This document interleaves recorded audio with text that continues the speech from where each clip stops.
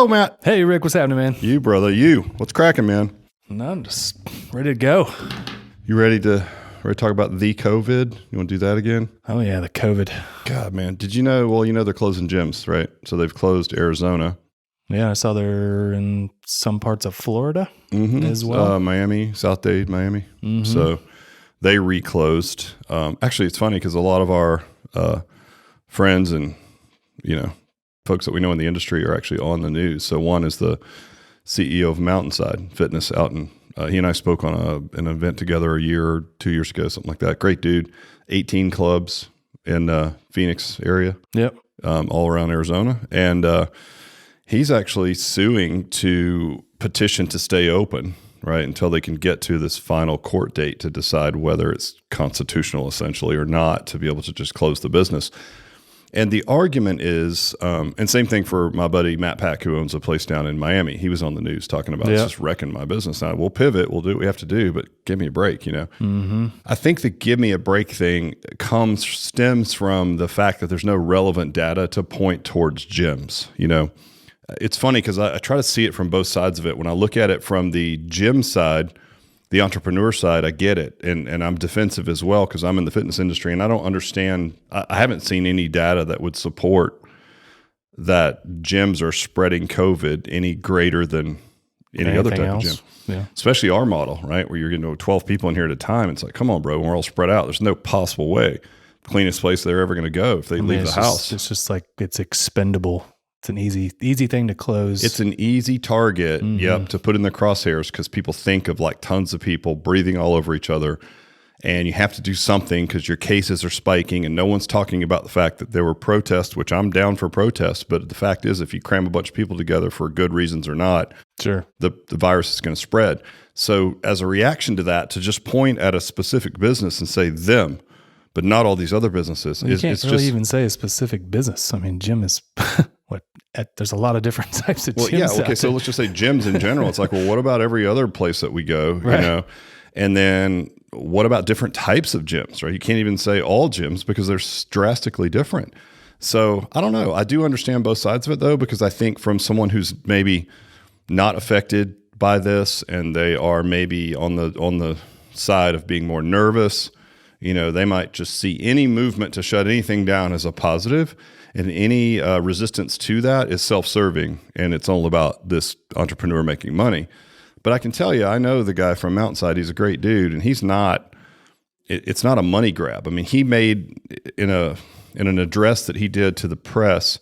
He laid out all the things they've done while they've been closed, and he's again Arizona.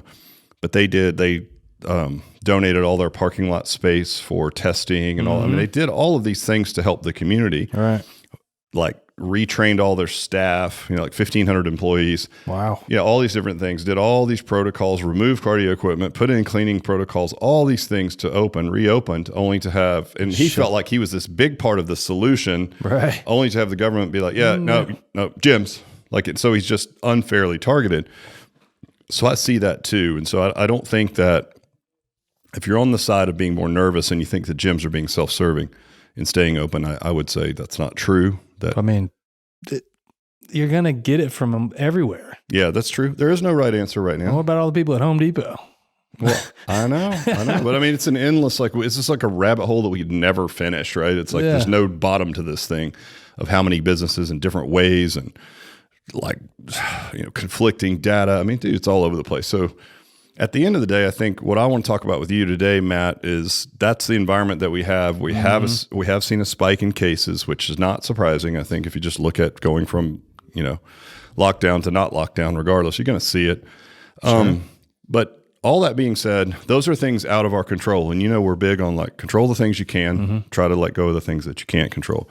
And so I can't control a virus or a spike in virus. So what we need to control is what is this thing going to look like? What kind of business model do we need moving forward? Just in a new world where there is fear and anxiety, or just say it's in a 20% of the population, right? That's a good chunk. I mean, we only get 20% into health and fitness facilities for the most part. Yep. So what is the answer, right? Is it virtual? Is it online only? I mean, those are things we're just going to kick around today. Where do we think it's headed based on what we've seen? What do you think? Well, I think it's I think it's going to be a combo for a minute. Well, let's back up a minute. I don't think that live in-person training is going away. I don't think so either. Like 100%. I don't think it's possible. And I think people crave, like, we are human beings, and you need more social interaction than just digital. It's so new, right? Like Facebook and Google and the data analytics and behavioral science and all the things that go into making that addictive, in a lot of ways literally addictive. It's so new to us and our brain. It's just not natural. We haven't evolved into that, right? So we crave human contact, like person to person. Well, maybe just look at, from everybody being in lockdown to being let loose, to just look at all the beaches and everything else. People want to be with each other, right, and see other people. There's no way everybody's just going to stay home forever. No, you can't. Well, you just can't, and it's just not part of human nature. We are social animals, Yep. And so, and an online social forum can give you a little bit of that, but it's not quite enough. It doesn't go far enough, and in some ways, it actually works to be a little bit unhealthy, I do believe. So, I think in-person training will come back. When it will come back, I'm not really sure. Like, we're still up and running. We're at about 80% capacity, which we've kind of stuck there. We've seen, again, as this thing started to respike, we've had people continue to freeze, members like freeze, like, hey, give me another month. We still have virtual going, a small percentage, but we still have virtual going. So I think right now, you're going to have to do a bit of both, and so you need to be equipped as a business to have the technology solutions and staffing and structure to run both live training in your club, because if you're open, there are people that want it, and virtual.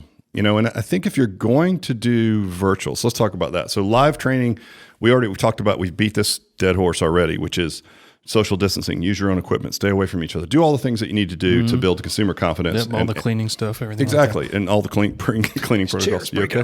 You okay over there? So that you can feel confident in being open, right? And that you're not actually being part of the problem. You're part of the solution. So then if you look at virtual, I was on an online forum the other day, and I saw someone said, hey, like, we're just not down to do virtual anymore. It's too exhausting for my instructors. Hour after hour after hour of repeating the same workout at home on a Zoom call. And I thought, well, even make any sense. You're just running, again, you're running a class-based format, and now you're trying to run online classes. And here's what I'll say about that particular play. If you're going to do online classes, you're only doing it viably as a strategy to maintain your current client base, right? Yep. Because there's the trust of the relationship that you had through the brick and mortar and that relationship, and they're okay taking a class-based format. Yeah, they already know you. If it was based on classes only as an option, there are 1,000,001 digital options already out there, from Peloton to Nordic Track to the Mirror to Tonal. There's anywhere. Social media, Instagram. My wife follows YouTube videos regular basis. Exactly. And if you're motivated enough to do that, go get your class. Go get it that way. Now, so what I think is a differentiator, just like it is for us in the brick and mortar, in virtual, is to do your training in a one-on-one training. So you're servicing it virtually, but you're doing one-on-one training. Well, what does that mean digitally? Well, first of all, you have to have the digital assets to do it. So we have the Alloy app, which is perfect for this, because you can pull food. You can pull food into it. You can pull wearables into it. Meaning it integrates with all those. Yep.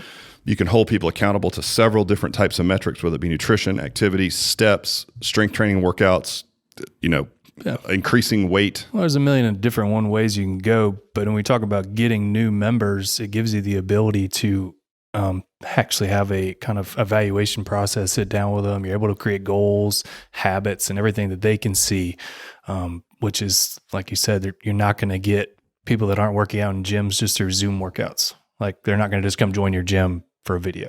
Right. So you need to have something sticky.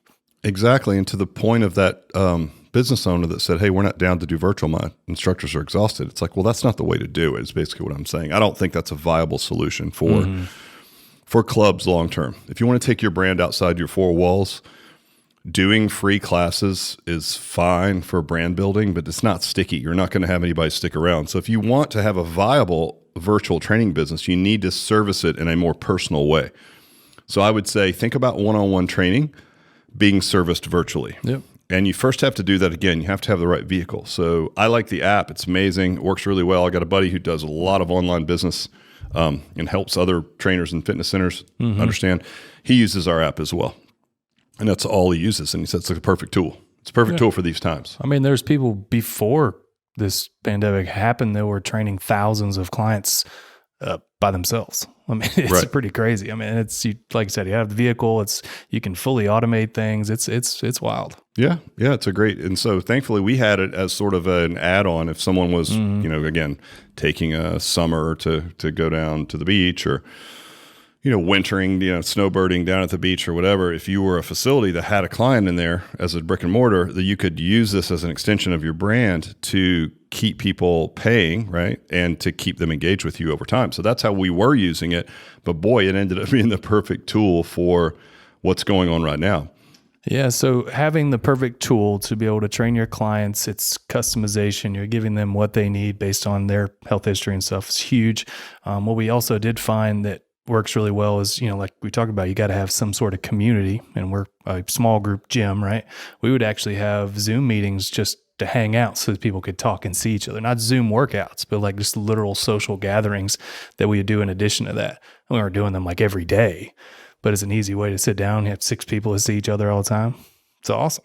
Yeah. I mean, you were seeing all kinds of crazy things like Zoom happy hours and things. But if you think about being someone's third place, it may not be a happy hour, but to get together with a group of people and see how they're doing, or to, if you're building an online only community, having forums, right, where you can communicate, like, so that you're bringing them into the fold of this family. So you're giving them what they need as a coach, and you're doing Zoom calls and whatnot so they can see your face, and you're coaching them personally on their goals. And that's been happening for a long time. It's just more prevalent and relevant now. But also building some type of community. So you might have a private Facebook page, you might have a private forum on your website, something like that, subscription-based, and you're getting together with groups of people. We do what's called accountability sessions. So one of the things that makes our brand unique is we pull people out of the fray once a month and sit down with them and say, hey, how's it going? And we try to move them along, right? And so you can do that. If you're training virtually, you can do it one-on-one, but it's also cool to get people together, like, hey, I'm doing a nutrition seminar tomorrow night. I'm going to do a live Zoom and everybody can pitch in and ask questions. That way everyone can see the community that they're in. They can see other people's faces. They can actually contribute to the answers. They can be part of the solution for someone else if they've been successful. They can share, they can share strategies, things like that. And you're right, that'll be a big part of the overall community, is just getting them together. Well, it's just like in terms of brick and mortar, it's harder to leave when you know people. You don't have any stickiness with knowing, friends and whatnot. It's easy just to like, all right, I'm done, quit. Right. So if you're going virtual, you're going to still need to do those things. Yes. To keep people around. Did you see, speaking of vehicles, did you see where Harvard announced that they're doing all their classes online next year? So interestingly, you and I have talked about this, but Clay Christensen, who's since passed, was their head of their business school for years. He predicted, I think it was in 2013, he said within like 10, 15 years that the traditional university model would be gone. And a lot of people were picking on, you remember when online universities first came out? It's like, oh my God, go from University of Phoenix or Southern New Hampshire. What is that, right? Well, then all of a sudden it was like, oh, wait a minute, right? As that became more of a relevant thing, people were either building them or trying to buy those, right? Or buying up, because that's a viable solution now. Yeah. And so universities outprice themselves. Yeah, well, exactly. The pricing model doesn't work. And there's a book that I bought before my kids went to college that an economist wrote on this formula around where, like, the cost of your undergraduate degree, where you go, and how it looks in the long run. And it's funny because in that formula, the ones that fared the worst were the more expensive schools. So in other words, if you went to Harvard for undergrad, it didn't necessarily put a lot more money in your pocket than going to your state school for your undergrad, right? And then after that, what really moved the needle, certainly in fields like teaching, nursing, things like that, was an advanced degree, getting into your master's degree, things like that. But beyond that, getting your undergrad, it was like, get that as cheap as you can. So that was already part of the vernacular, right? So Harvard comes out and announces this. Well, the funny thing was, right when they announced, when Christensen said that they're going to be, that most universities will be moving to something online in the future, that this model doesn't work anymore. It's too expensive and the economics don't work. Well, then Harvard released this online platform, and they started offering courses. So, I took one of the courses that Clay Christensen taught himself, and I loved it. One of the things I loved about it wasn't just necessarily the the curriculum, but it was the experience around it. So they gave you, each week you had a lesson, and you couldn't work ahead, and you had to work the lesson. And the platform is built to have interactions that would mimic a classroom. Like, let's say you got to the end of a concept, you watched a video and read about it. Then you had to answer some true or false questions, right? So this is all to make it stickier, right? Yep. Well, then they might have a section before you could advance to the next lesson. You had to comment on 2 other people's answers, right? So it sort of forced this interaction between people where someone would say, like, I think this is interesting because if you look at the tech industry right now, right? Then you would say, oh, great answer. I could see what you're saying. It also applies here. Pretty cool, right? And they'd be like, oh, yeah, I didn't think about that. So they forced this interaction. They even had modules on there where once you hit go to reveal the question, you had a certain amount of time to answer it. And that mimicked raising your hand in class, saying that you had the answer, and then be like, all right, Matt in the back, what do you think? Well, you have a time limit. You can't just sit there for 3 hours. Right? You could, but it would look weird. Yeah, next question. So they had this platform built, and then I thought to myself, you know what? With Clay saying a few years ago that these models are going away, or the traditional university model is busted, and all of a sudden they released this super robust, cool platform. And by the way, after each weekly lesson, there was some questions about that you could answer voluntarily, like a survey. Yep. And none of the questions had to do with the curriculum. They all had to do with the user experience of the platform. So I was like, they're trying to gather as much data as possible about what people like and don't like. Then I was at a dinner party with Suzanne, my partner, for those of you guys that don't know. And her son-in-law was there, and he's a whiz kid. And his background, I believe his specialty is 3D graphics or something, right? Something very technical. And just in a side conversation over a beer, he told me that a headhunter had reached out to him, and he had an opportunity with Harvard School of Medicine, and that they were starting this online education. This is about a year after I took my course, to other medical students around the world. And they needed someone to help with 3D imaging for brain scans, things like that, to really help, display them. And yeah. So I'm like, here we go, right? Mm-hmm. And then I'm again, like, Clay's passed away, I think earlier this year, but there's no way you could predict this happened. But how smart do they look right now? Now they have this online platform built, and I can tell you from experiencing it personally, it's pretty dope. Well, we talked about in another podcast is how this pandemic is really forcing things to come quicker, right? So they may not have been ready. It probably would maybe several years down the road, but now it's like, oh, we ready now? They're already ahead of the game. Just like the virtual training that may not been the biggest thing or one of the things you do, but now it is. So you better, get on board. It accelerated everything, don't you think? Like if you look at 24 Hour, filing bankruptcy, look at LA Fitness. I mean, you hate to say it, but the inside talk in the industry those were busted models already. Mm-hmm. So it's not like they weren't headed there. They just got there much, much quicker, right. With COVID forcing it.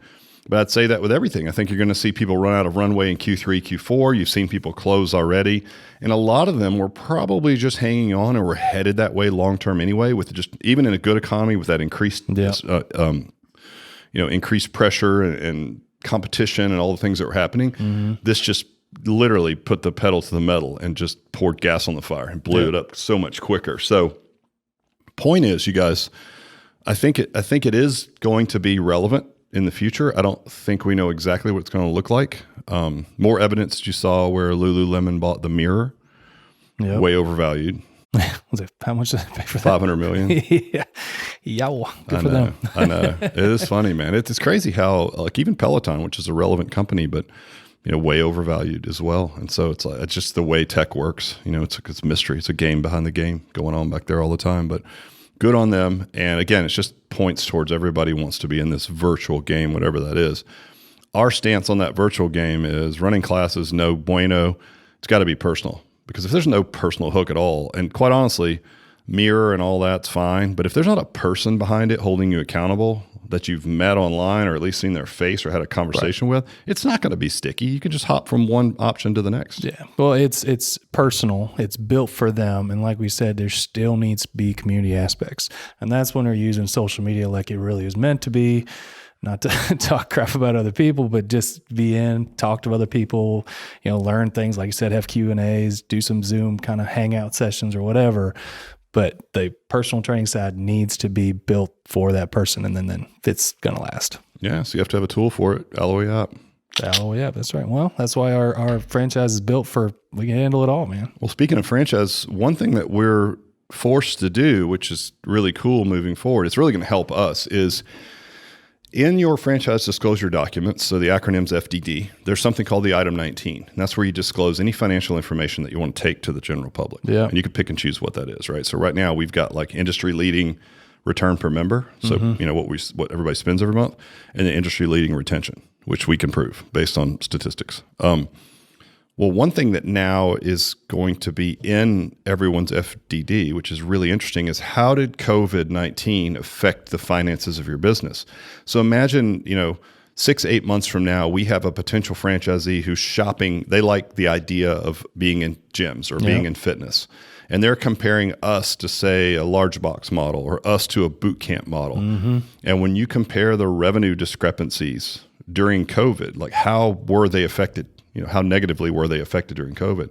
We were so excited to hear that we were going to have to put that in, because for us, being able to pivot to, the app and online looks very favorable. So on paper, we have all these digital assets that are going to allow people to pivot if needed, or to run a hybrid model, whatever that may be. Yep. They can actually do both in their community. Mm-hmm. And again, just by pure like having a tool there used for maybe an extra, add-on, value add service turns out to be the perfect tool for this wacky time period that we're in. But yeah, to being able to force to disclose that in our financials is going to look very favorable for us because we had this tool. Yep. So it worked out great. And we did that. We've talked about this before, you guys, but we went from group training, right? And we're training groups of 6, and we pull people out once a month, and we make it's truly personal training, and we can make that claim. So if it's personal training, how are we going to service it digitally? We just put people into buckets, put a coach in charge of that bucket, built a playbook around it that we can now use for the franchise on how many touch points they need every week, how many workouts, what are the things, and learned a little bit in the process and tweaked it. Mm-hmm. And it's perfect. So we do have the perfect solution coming out of this. So I think right now, if you don't have some digital assets in place that go beyond just live classes, you're going to have a hard time marketing it externally. You could do fine taking care of the flock that you currently have. But as you know, and we've all seen, there's been some churn in that, right? Just people are nervous. They're dropping out. And even us, even though we're doing a great job, we're still down around 20% and scratching our way back. Pretty relevantly day over day. We've got tons of new members coming in. It's just that there was just a chunk that just dropped off just out of fear, or they're taking care of someone who's at high risk or something like that, or they're at high risk. And again, what do you do about that? Nothing. But you better keep marketing, and you better have another tool for them. Some of those guys did virtual. Yep. Some, if we're honest, exercise is pretty tough, and it's just a reason to quit. Well, it's not going to be for everybody. Exactly. As much as you want it to be, they ain't going to do it. Yep. And I had people that did it, that came back. I mean, this is how split we are, right? This is why you need a hybrid model right now, because we've got people that will say, listen, I appreciate the online workouts. I did it some, but I do not want to do that. Like for me, it's just way better to just put my keys down. Like the crux move is getting out of the house, not the workout itself. Yeah. Other people are like, oh, this is amazing. I think I'll just stick with this for a while. This is way better. I don't even have to leave the house. So it's just again, completely different people, personalities, motivation levels, whatever that may be. And right now, I think you need to be able to do both. And if you don't have a virtual option, you're sort of dead in the water. If you're sitting in Arizona and you're forced to close again, and you don't win your court case, and you don't have any digital assets, what do you do? I mean, you can't even bill people. You're offering zero service to them right now. And so they're only going to pay you for a little bit of time out of the good of their hearts and pocketbooks. Exactly. So I see it like right now, I don't think it's going to go full digital, full virtual. I just don't. I don't think we're there yet. I don't think the technology is really there to there may be some AI and things in the future that make a human connection digitally, but right now it's lacking. And you see that in the suffering mental health of people that spend a lot of time on social media. It's completely different. If you forced any of the people that are on these opposite ends of whether this COVID thing is more severe or not, looking at the same set of data, right? Racial tensions, all these things, and you put people at this table that we're sitting at and made them have a face-to-face conversation about these issues, it would be a completely different interaction. Right. than if Absolutely. they were stuck at home angry because they're only consuming a certain amount that just feeds their knowledge of confirmation bias, right? And then they go online and signal everyone. Like we're not there yet to go full digital. We're just not. Absolutely not. But I think you have to have it. And I think that brick and mortar is going to come back. I do. I think that it's needed right now. There's a part of that community. So I think you need to have a little bit of both, but I don't think people are going 100% virtual. I just don't. Man, Harvard is not going to honestly be online learning forever, but when that's going to come out of this is they're going to have a bigger chunk of online than they did before, and they're going to still get people into the school. So they're going to win either way. Right. That's the same thing you need as your gym at this point. Come out on the other side and be able to go wherever you need to, because there's going to be maybe a different revenue source from online. So you fill up your gym and all of a sudden you got an online business. Look at that. We should talk about that ascension model. Yeah. You know, how that works marketing wise in the gym. We'll maybe do that next time. Cool. Sounds good. But that's where I think it's going, you guys. That's what we see. We've been open the longest since the shutdowns. We were the last shutdown, first to open. So we've probably been the least impacted. Been very fortunate. We're seeing cases spike here just like everywhere else. So we'll see what happens, but we feel very confident that we have the tools and assets in place to pivot and go in either direction, right? So we're somewhat flexible because of what we have in place. I think that's where every gym needs to be right now. I'm very grateful that we are in a small studio model and we can pivot quickly like a speedboat. We're not a giant battleship with 10,000 members that doesn't really can't go full digital. For sure. But yeah, that's where I think it's at. I think right now you need to do a little bit of both. Maybe lean into virtual harder if you need to, but I think right now you can slide back and forth. You need to be able to service both, and I think that's going to be the way it's going to be for the foreseeable future. Cool. Awesome. All right, buddy. Thanks.